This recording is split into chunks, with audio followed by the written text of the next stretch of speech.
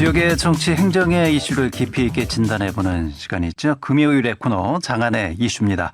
오늘도 오마이뉴스 장재환 기자, 공감시사정책연구소 안필용 수장 두 분과 함께하겠습니다. 어서 오세요. 네, 안녕하세요. 자, 이 지방선거 이후에 여야 정치권 모두 지금 선거 결과에 따른 후폭풍이 아주 거셉니다. 네. 예, 지방선거를 이끈 당 지도부에 대한 책임론이 지금 거세지고 있고요. 그리고 당권파, 비당권파, 양당이 뭐 공이 다 똑같습니다. 갈등이 아주 뭐 최고조에 이르고 있는 것 같아요. 네. 이 현상을 먼저 좀 짚어봐야 될 것 같습니다. 지금 어떻게 보겠어요? 지금 서로 같은 당내에서도 우리가 선거를 졌다. 이렇게 지금 얘기하고 있는 이게 조금 보기에는 좀 생소한 이런 모습들이 지금 계속 연출되고 있습니다. 아마 선거 결과가 이 다양하게 해석할 수 있을 정도로 아주 이제 좀 독특하게 결과가 나왔기 때문에 예. 그게 일단은 첫 번째는 원인이 되는 것 같고요. 그리고 또 하나는 이 차기 당권 또는 대권과 관련돼서 당내의 권력 싸움을 하고 있는 거거든요. 잠재적 주자들. 그렇죠. 그러다 보니까 어떤 걸 보느냐에 따라 다른데 특히 이번 선거 과정에서 예를 들면 공천 과정을 볼 거냐 아니면 선거 과정을 볼 거냐 결과를 볼 거냐에 따라서 해석이 달라지는 거죠. 예. 예를 들면 공천 과정 같은 경우는 민주당에서 그 서울시장의 정원호 후보가 된다든지 그 전북에서 이원택 후보가 된다든지 아니면 평택을의 김용남 후보 뭐 이런 식으로 여러 가지 해석이 가능한 공천이 적절했느냐 과연. 예. 그런 부분들이 있고 그리고 또 그걸 누가 공천했느냐. 그렇죠. 그런 예. 부분에 누가 영향력을 행사했느냐 누가 책임질 거냐 이런 부분인 거고 국힘도 똑같이 오세훈 후보라든지 아니면 부산의 그 한동훈 예. 후보와의 관계 이런 것들 때문에 그럼 장동혁 대표의 처신은 적절했는지 뭐 이런 것들을 보는 게 있는 거거든요. 그래서 결과만 보는 게 아니라 이 공천 과정, 선거 과정 결과를 다 보면서 본인들에게 유리하게 해석하면서 권력 싸움에 들어간 게 아닌가 이제 그런 생각이 듭니다. 예. 통상 정치권은 선거 끝나면 그 선거에 대한 의미를 아전인수식으로 많이 해석을 네, 하잖아요. 그렇죠. 네. 자신들이 유리한 쪽으로. 네.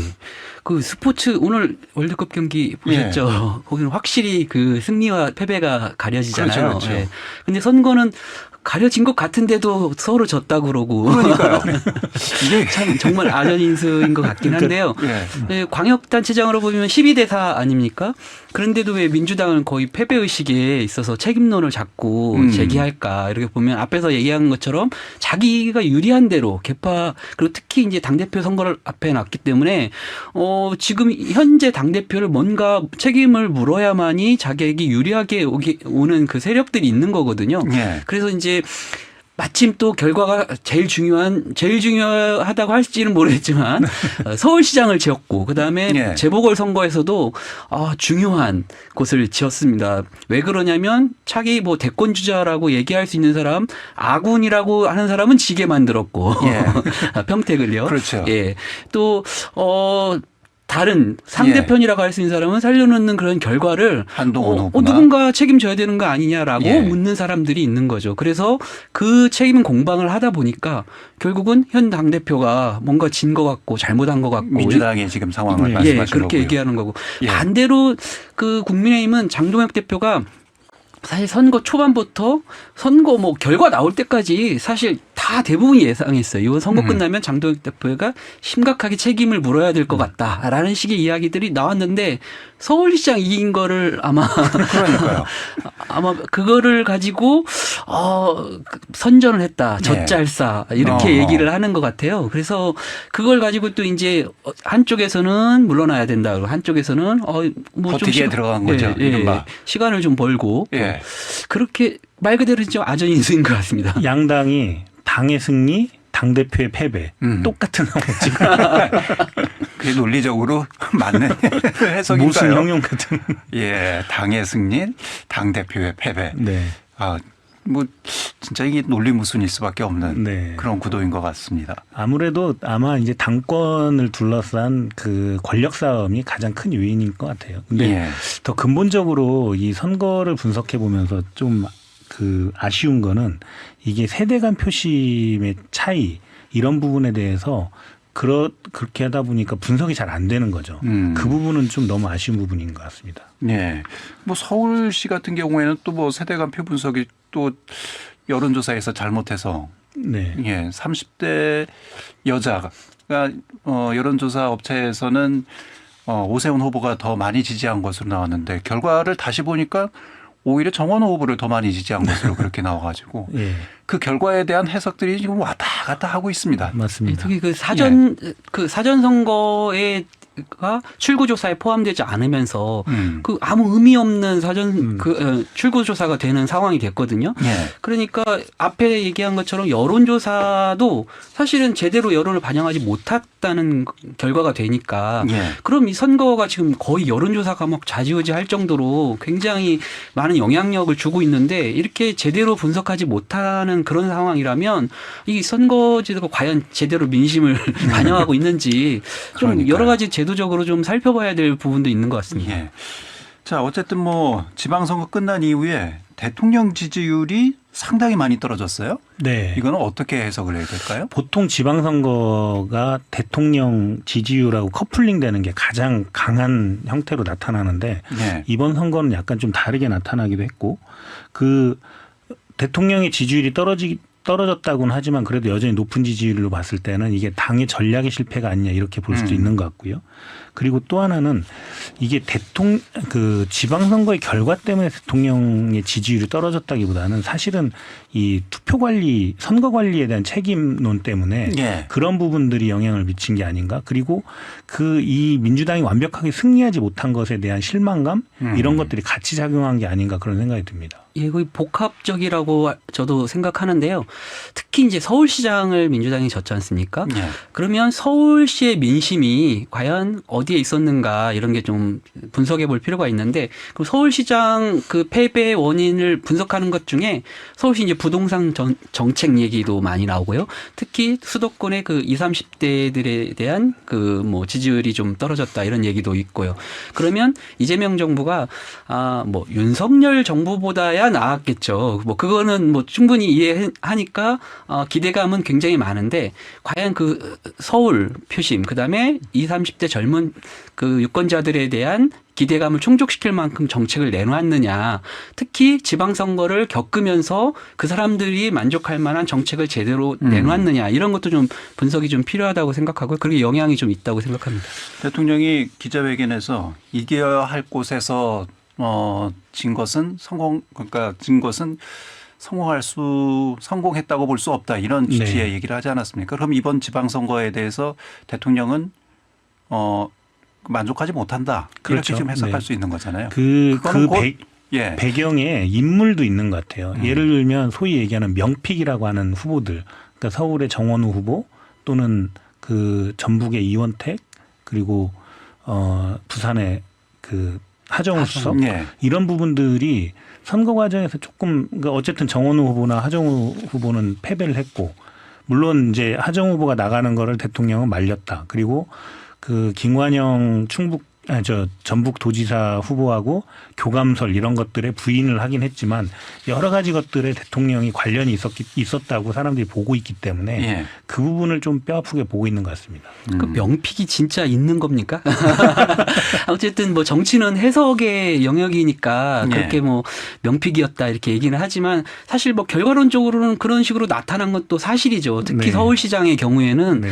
뭐 이름도 잘 모르던 분이 갑자기 그 대통령의 그 언급 한 번으로 결국은 서울시장 후보가 됐지 않습니까?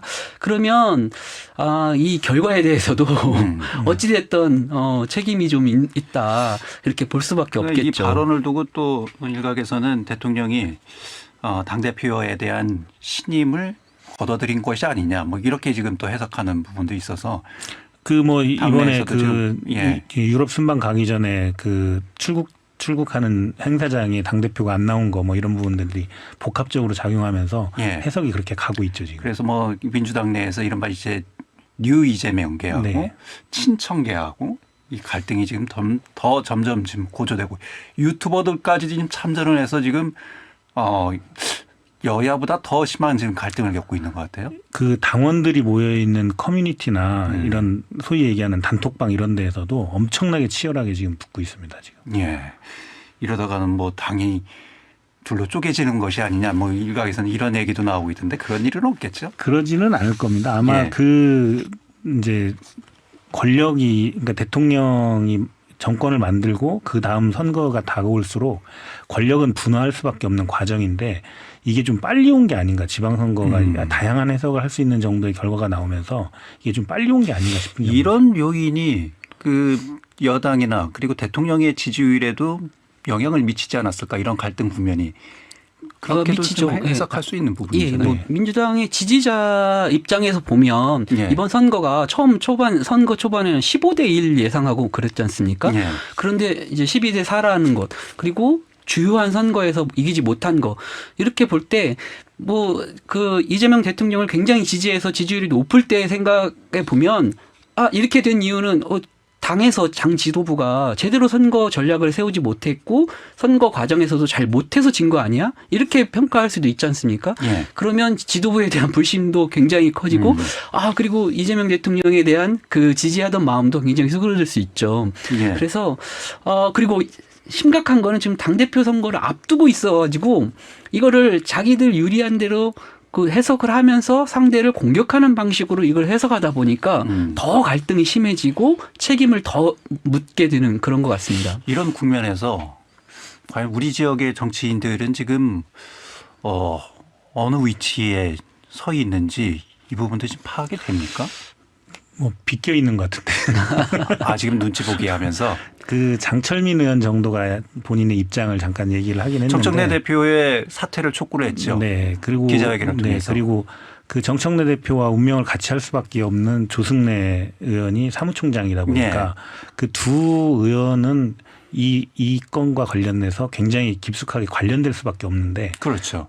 다른 의원님들은 조금 비껴 있는 게 아닌가. 이른바 이제 뭐 친청계냐 네. 아니면 뉴 이재명계냐 이렇게 나눌 수 있는 그런 그런 상황은 개파색이 아닌가요? 워낙 옅기 때문에 예. 아마 그렇게 분류하기가 쉽지 않을 것 같습니다. 전당대회 때는 어느 정도 자기 노선을 확실히 좀 해야 될 필요성도 있을 텐데요. 기본적으로 그 전당대회에는 그 현역 국회의원들이 캠프 참여를 금지하고 있기 때문에 그 쉽게 그 색을 드러내기는 어려울 것 같습니다. 그럴까요, 과연? 그런데 다만 속으로 이번에 선출되는 당대표가 다음 네. 공천권을 쥐기 그러니까요. 때문에 그래서 그 아마 속으로는 조금 움직일 수 있겠지만 사실은 이번 선거를 하는 과정에서 지역의 국회의원들 중에 일부는 그 본인의 한계가 드러난 분들도 있고 뭐 이러다 보니까 그런 분들은 이제 본인의 다음을 위해서 필사적으로 어떤 당대표 후보에게 기대를 해야 되는 이런 상황이 올 수도 있죠. 예. 근데 그런 것들을 과연 한다고 해서 그게 받아들여질 수 있는지 이런 거는 좀 다른 문제가 있습니다. 지금 이제 후보로 거론되고 있는 정청래 현 당대표 그리고 김민석 최고 총리. 전 총리 사퇴했으니까요. 그리고 송영길 네. 의원 이 셋 중에 하나는 이제 선택을 해야 될 텐데 아마도 뭐 정확하지는 않은데 그 송영길 의원과 김민석 총리 간에는 약간의 교감이 있는 것 같아요. 예, 거기는 단일화할 네. 가능성이 있죠. 네. 그리고 대통령이 총리를 이제 두둔하고 나서면서 약간 이게 더 좀 했는데 심각해졌는데 그래서 그러니까 아마 그 대통령의 의중을 지금 대체로 의원들은 알고 있을 겁니다. 예. 그러면 지역의 의원들도 뭐 물밑에서는 좀 어떤 움직임들이 있겠네요. 원래 그분들 총선 나설 때 다 친명이었습니다.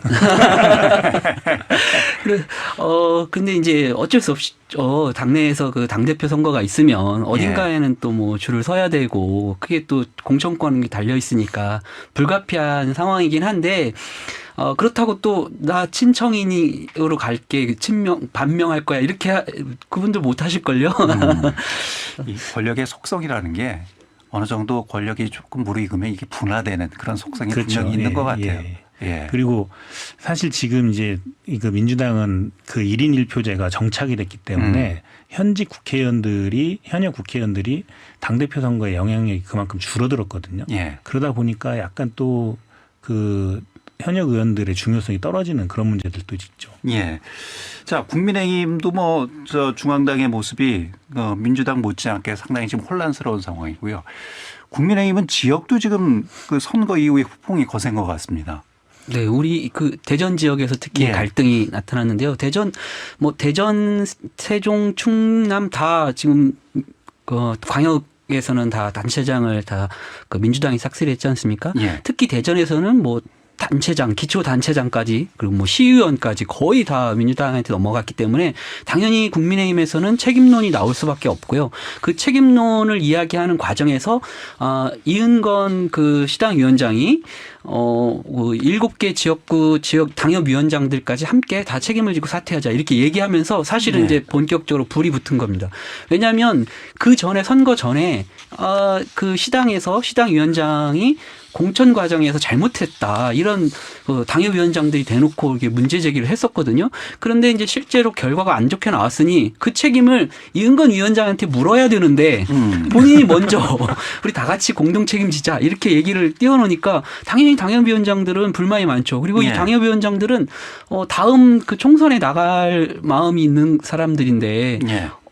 같이 책임지자고 물러나자고 하니까 당연히 왜 내가 책임져 그 잘못한 분은 따로 계신데 그래서 이제 갈등이 또 심각해진 거고 지금 그러면 이은건 위원장한테 모든 책임이 지금 몰리고 있는 그런 상황인가요? 서로 이제 내탓 공방을 하고 있는 거죠. 예. 사실은 그 이은건 위원장을 제외한 나머지 위원장들은 이번 지방선거 과정에서 거의 역할이 없었거든요. 그리고 사실은 선거운동을 했는지도 모를 정도로 존재감이 미미했기 때문에 예. 이 선거를 패배했으면 사실은 그 위원장들도 그거에 대한 책임을 지는 게 맞긴 맞죠. 그리고 이 정도로 선거 국면에서 위원장들의 얼굴이 안 보일 정도라는 거는 예.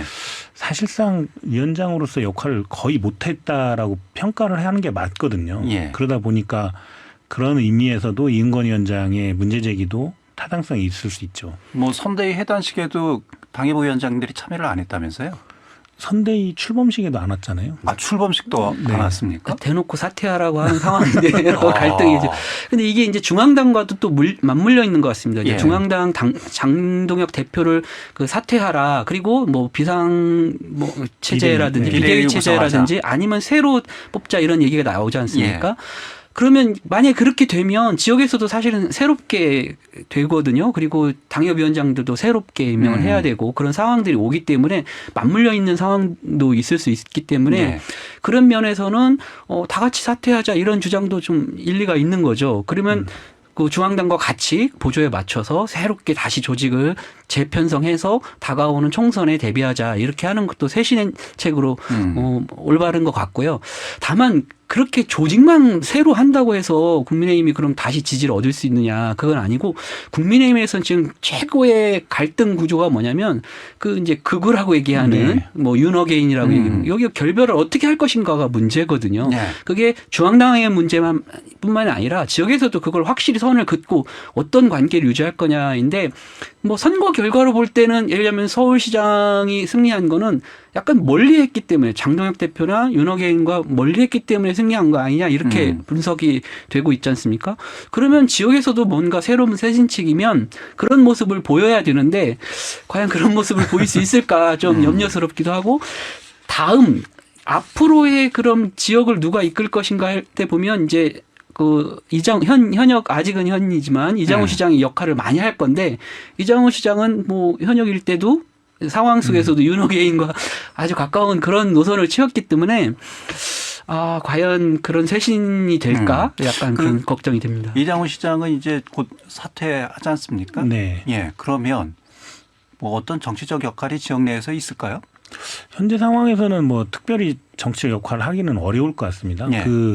지금 어차피 그 이장우 시장이 처음 시장에 당선됐을 때 인수위 때부터 전임 시장을 강하게 비판을 해왔고 그런 프레임으로 본인이 그 성과를 얻는 것처럼 보이려고 했던 것처럼 허태정 당선인도 비슷한 방식을 한다면 사실은 이장우 시장에게 굉장히 큰 부담이 있을 수 있거든요. 그러니까 그런 책임이나 여러 가지 시정과 관련돼서 물어야 되는 책임들 이런 것들을 했을 때 이장우 시장이 운신하기는 더더욱이나 힘들어지지 않을까 싶습니다. 2년 후에 총선이 있는데.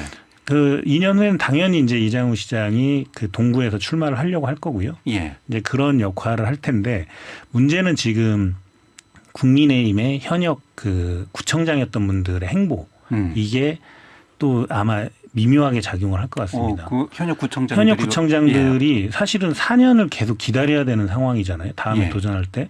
근데 그렇게 기다리지 않는 게 정치의 속성이니까 다음번에 만약에 무슨 일이 있다면 그 국회의원 선거에 도전할 수도 있는 뭐 그런 여지가 열려 있기 때문에 예. 그런 부분들이 현역 그 위원장들하고의 당협위원장들하고의 갈등으로도 번질 수도 있고요. 다 잠재적 경쟁자라는 얘기죠. 그렇죠. 예. 예. 그러니까 지금 그 당협위원장이 전원 사퇴하면 자연스럽게 경쟁 체제가 되는 거 아닐까요?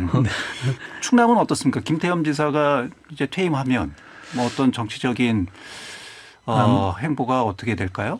그 김태흠 지사는 과거부터 계속 본인은 사실은 단체장에 나오는 것보다는 중앙정치 역할을 선호했던 분이기 때문에 네. 그 아마 만약에 국민의힘의 그 당대표가 거리가 되고 아니면 이제 새로운 전당대회가 하거나 그러면 김태흠 지사는 최고위원이나 이런 거에 도전할 가능성이 있지 않을까 그렇게 보여집니다. 당대표에는 출마 안 하고요? 당대표를 출마할지 최고위원을 출마할지는 모르겠지만 어쨌든 예. 그 선거에는 도전할 걸로 예측은 되고 있습니다. 아, 중앙 정치권에서의 역할을 모색할 네. 것이다. 네.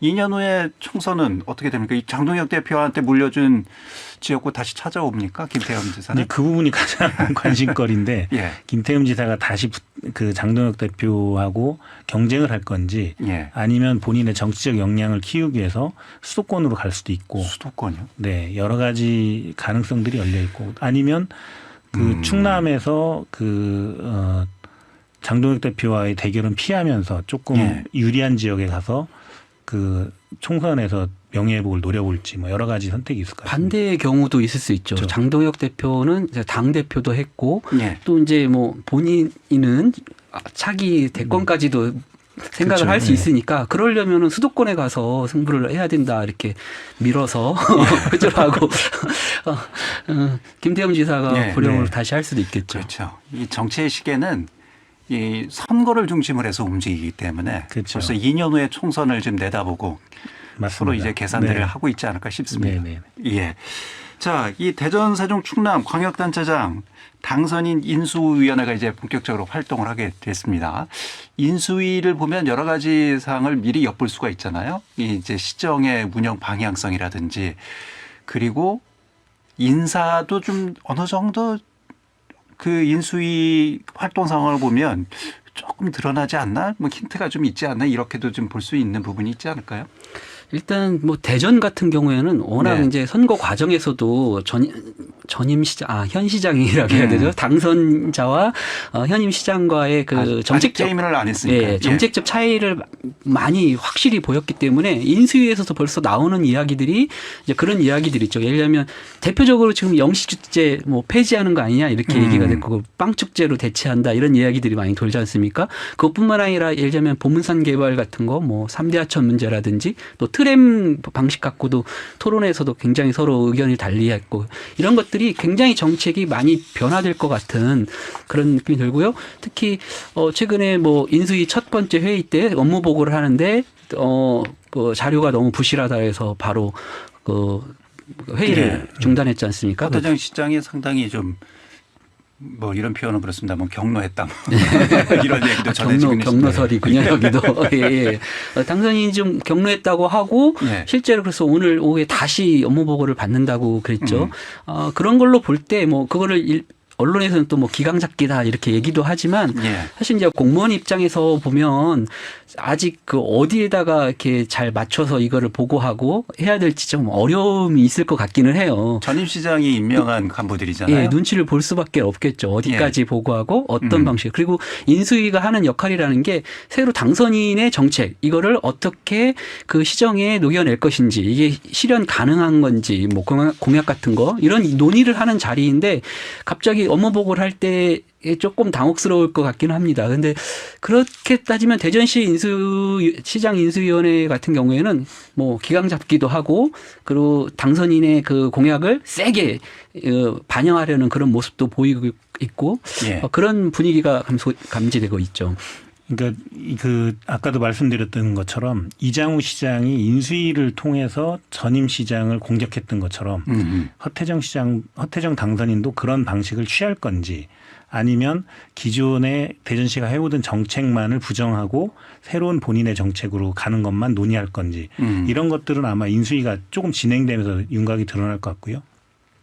충남의 경우에는 박수현 당선인이 이미 김태흠 지사의 정책을 좋은 정책을 이어받겠다라는 예. 입장을 밝혔기 때문에 그 충남 좀 상황이 다를 것 같습니다.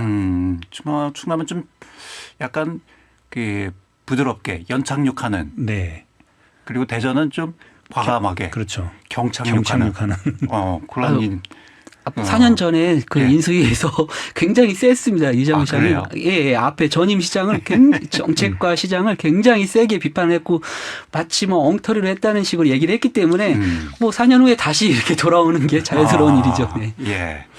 알겠습니다. 그 인수위 활동 상황을 좀 더 지켜보면서 그 인수위 활동과 관련된 뉴스도 다음 주에 다시 한번 살펴보도록 하겠습니다. 오늘은 여기까지 하겠습니다. 네. 예.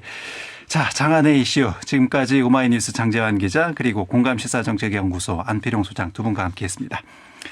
6월 12일 금요일 5시 현대사남 오늘 순서는 여기까지입니다. 마무리곡으로 오늘 2026 북중미 월드컵이 개막을 했죠. 체코를 상대로 해서 국가대표가 오늘 또 승리를 거뒀습니다. 퀸의 We Are the Champion 마무리곡으로 전해드리면서 인사드리겠습니다.